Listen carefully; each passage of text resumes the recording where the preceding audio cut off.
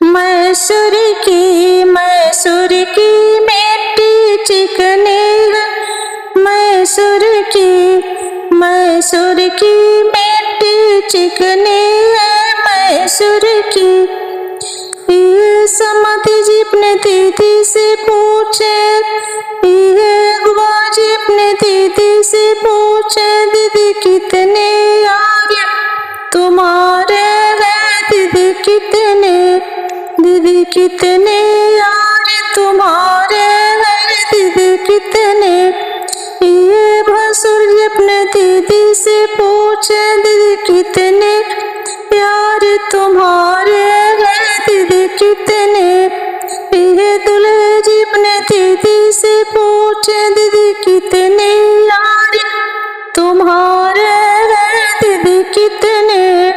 दीदी कितने यार तुम्हारे हैं? दीदी कितने।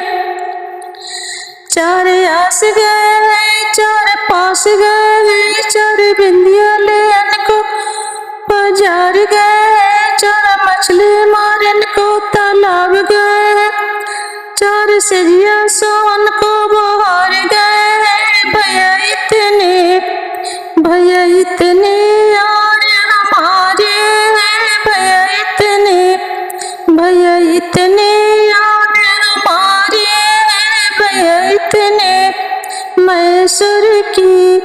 मैसूर की मिट्टी चिकनी है। मैसूर की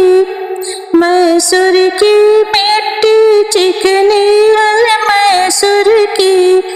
मैसूर की मिट्टी चिकनी